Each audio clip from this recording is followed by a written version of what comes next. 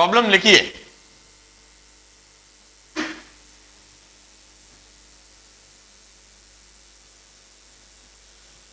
A balloon filled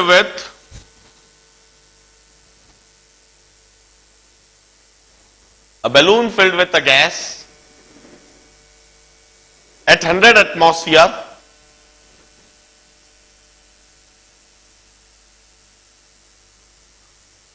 up to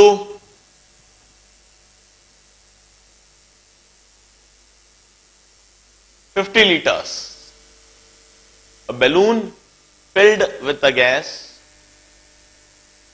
at 100 atmosphere up to 50 liters. A balloon filled with a gas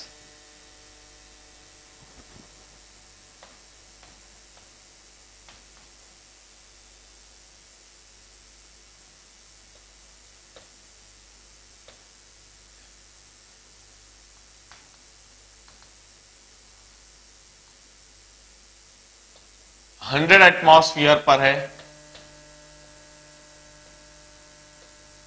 up to 50 liters. Now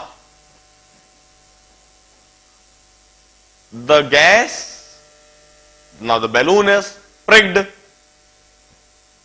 उस balloon में छेद कर दिया गया. The balloon is pricked and the gas starts leaking. Tell me the pressure when volume decreases to 20 liters.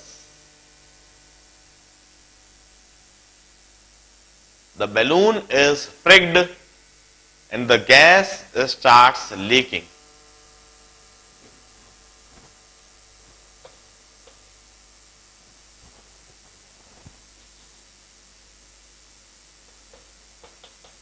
It's pricked and gas starts leaking.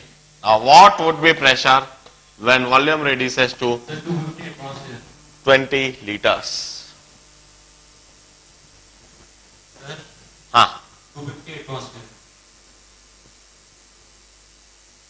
एक balloon को gas से भरा गया 100 एटमॉस्फियर तक अप टू 50 लीटर्स. यदि इस बैलून को prick कर दिया जाए और गैस लीक करने लगे तब क्या प्रेशर होगा जब वॉल्यूम घटते घटते 20 लीटर्स रह जाएगा? हाँ हाँ हाँ, मैंने सुन लिया. माइक दूसरों को दो भाई. हाँ,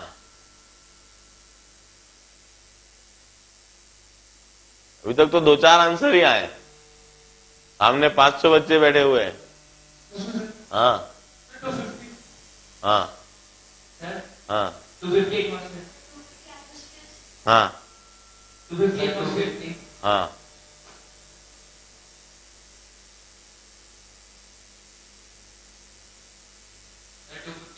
हाँ हाँ हाँ हाँ, बोलते जाओ फटाफट. माइक दूसरे को देते जाओ यार.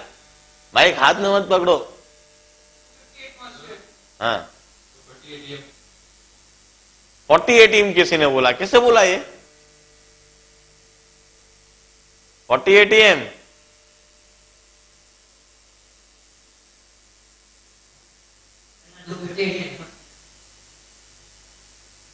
क्या आप में से कोई जो 250 के अलावा कुछ बोल रहा है? अब माइक सिर्फ वही हाथ में ले जो 250 के अलावा कुछ बोल रहा है. हाँ, 100 एटमॉस्फियर एक आंसर आया और एक आंसर 40 एटमॉस्फियर भी आया. 250 के अलावा कोई और आंसर दे रहा हो तो सिर्फ वही माइक ले. अब हाँ, अपना नाम बताओ. अरे नाम बताओ भाई. हर्ष. Good, very good. अरे भाई तुम लोग क्या ढक्कन हो, क्या 250 बोले जा रहे हो? It's a wrong problem. Boys law can never be applied. अरे भाई, the balloon is pricked and the gas starts leaking. अरे क्या मास कांस्टेंट है? बॉयल्स लॉ की पहली कंडीशन है मास कांस्टेंट रहना चाहिए। आप देख ही नहीं रहे हो, बॉयल्स लॉ अभी तक समझे ही नहीं हो। अरे ध्यान से समझो, मैंने गूगली सवाल दिया है पहला वाला, सवाल में बॉयल्स लॉ लगेगा ही नहीं, तुम सब क्लीन बोल्ड हो गए।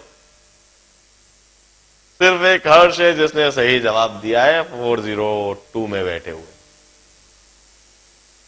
Now,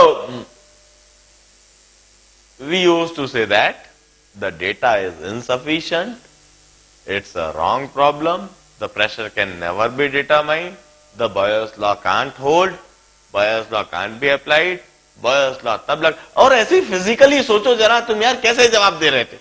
मतलब आप सोचो एक बैलून में हवा भरी हुई है हाई प्रेशर पर, कुछ वॉल्यूम पर, उसमें आपने छेद करा, उसमें से गैस बाहर निकलने लगी। जब गैस बाहर निकलेगी तो बैलून के अंदर तो प्रेशर कम होना चाहिए ना, तुम्हारा प्रेशर तो बढ़ता जा रहा है, 100 से 200, 200 से 250 तक पहुंचा दिया आपने, गैस बाहर भी निकल रही है और फिर भी प्रेशर अंदर बढ़ रहा है। अरे कैसे बढ़ रहा है ये? प्रेशर बढ़ तो सकते ही नहीं है वहां, वो गैस बाहर इसीलिए निकल रही है कि उस हाई प्रेशर को कम करना है। अब उस बैलून के अंदर क्या प्रेशर होगा ये बॉयल्स लॉ से नहीं निकाला जा सकता, इसके लिए हमें फर्दर और जानकारी चाहिए जो कि आगे मिलेगी तब करेंगे, अभी तो ये प्रॉब्लम नहीं हो सकता। मेरा अगला सवाल,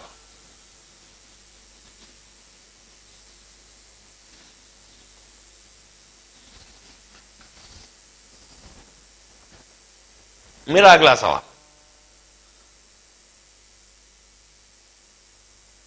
मेरा जो अगला सवाल है वह एक रियल फिनोमेना, एक रियल इंसिडेंट पर बेस्ड है।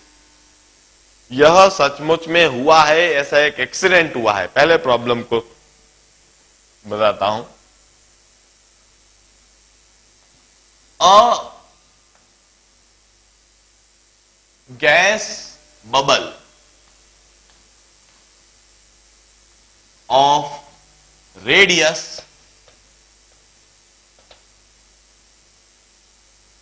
और पहले कंडीशन बताता हूं।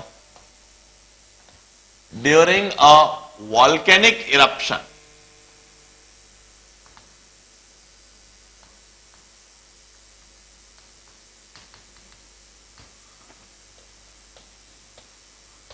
a gas bubble is ejected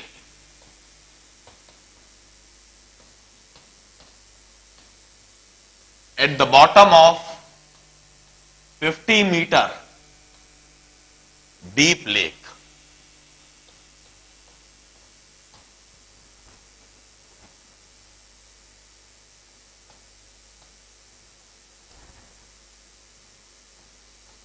If radius of bubble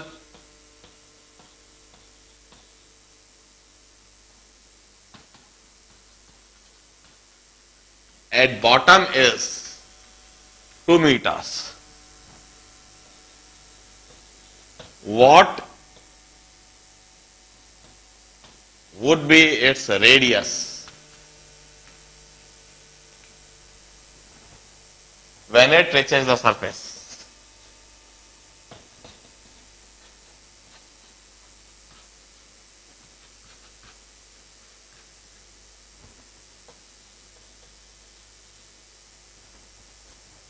Assume that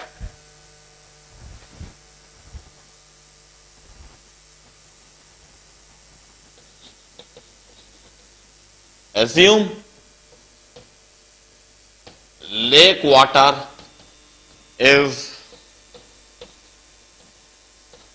saturated with the gas and temperature remain constant throughout the lake.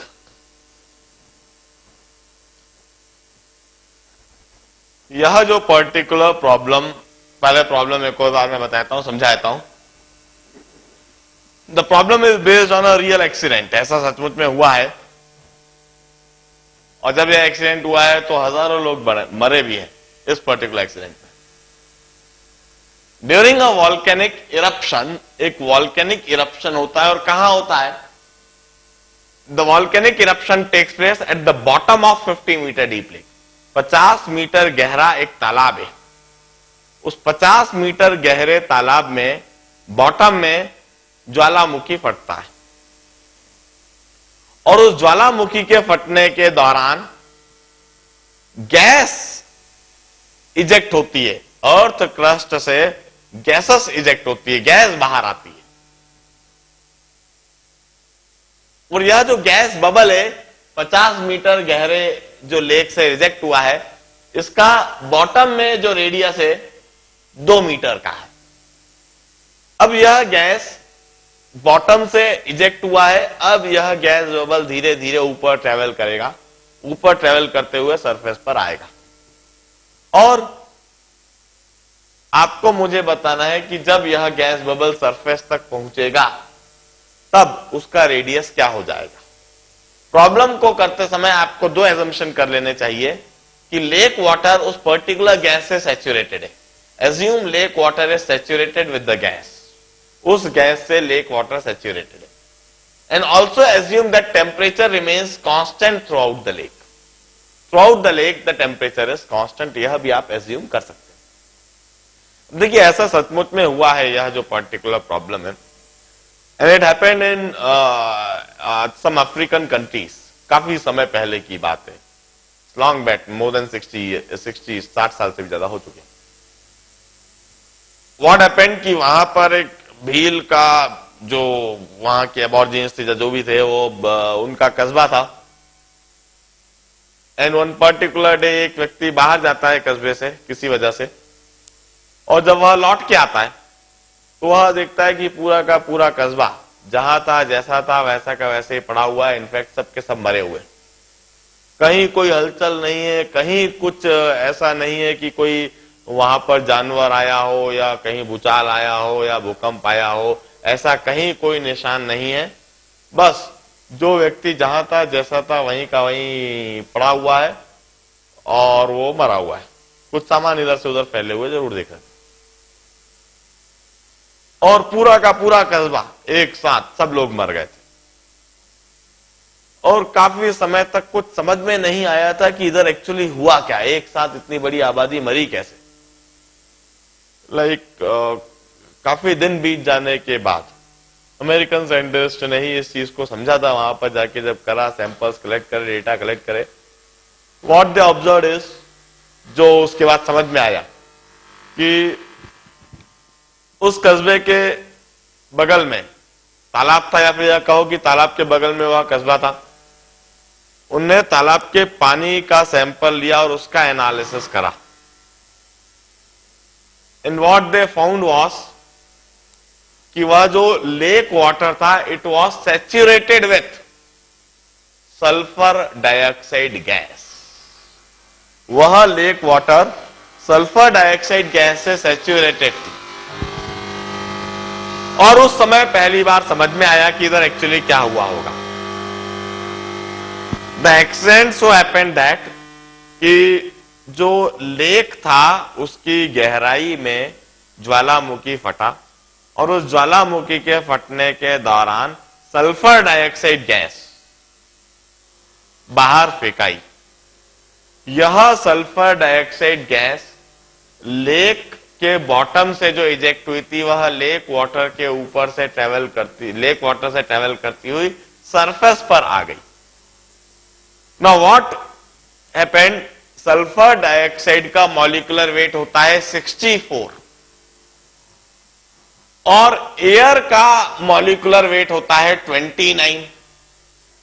Now which is heavier gas? Sulphur dioxide.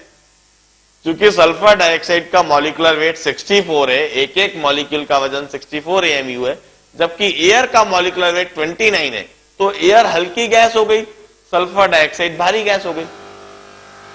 क्योंकि sulphur dioxide भारी gas थी, hence sulphur dioxide displaced all the atmospheric air in upward direction.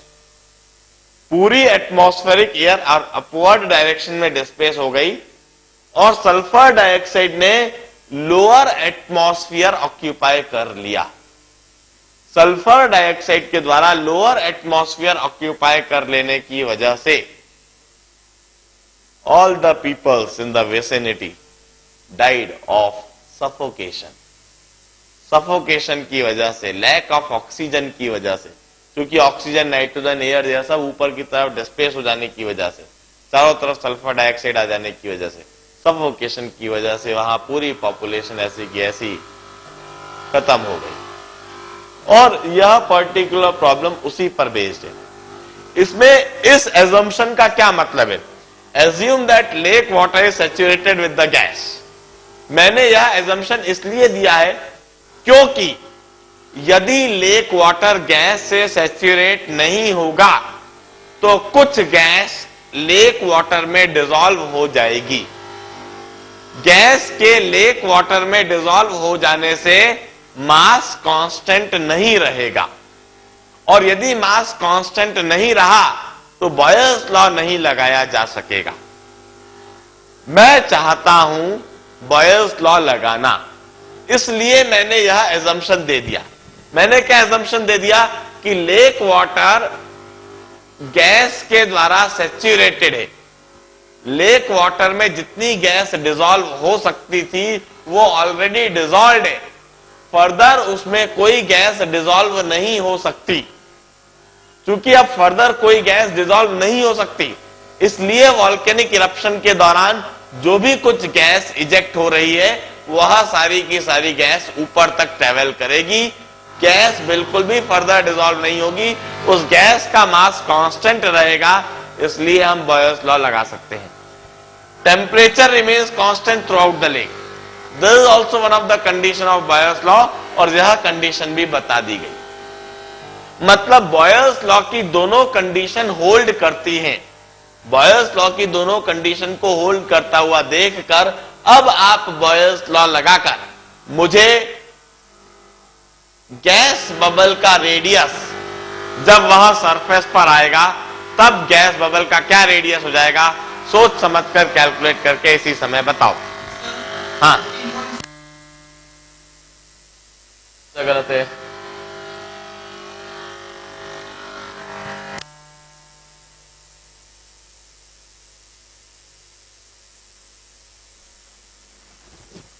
Now देखिए, eight bottom of lake pressure is P1 and volume is V1, while at surface of lake pressure is P2 and volume is V2. We had already identified that mass is constant, temperature is constant. Hence we want to apply Boyle's law.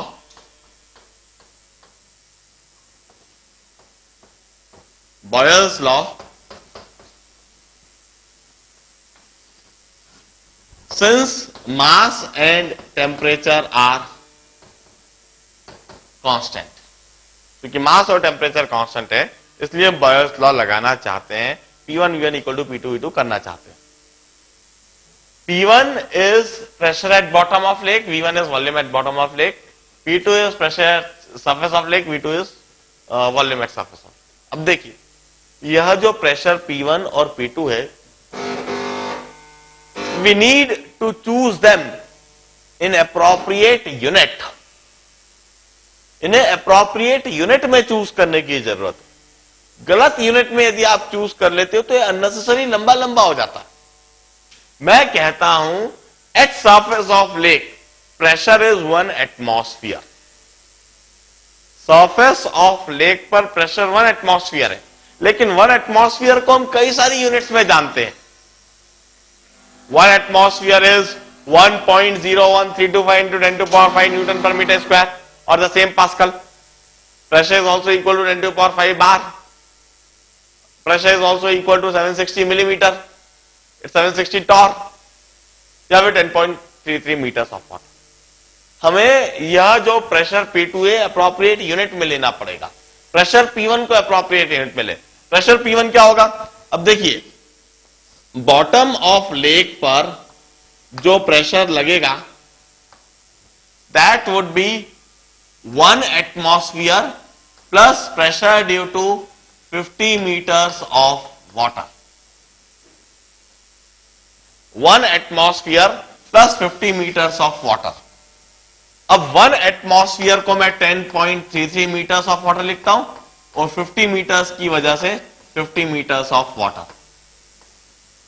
मैं कहता हूं P1 is 60.33 meters of water. This is the most appropriate unit. While what is P2? It's 1 atmosphere, simply 1 atmosphere, or 10.33 meters of water.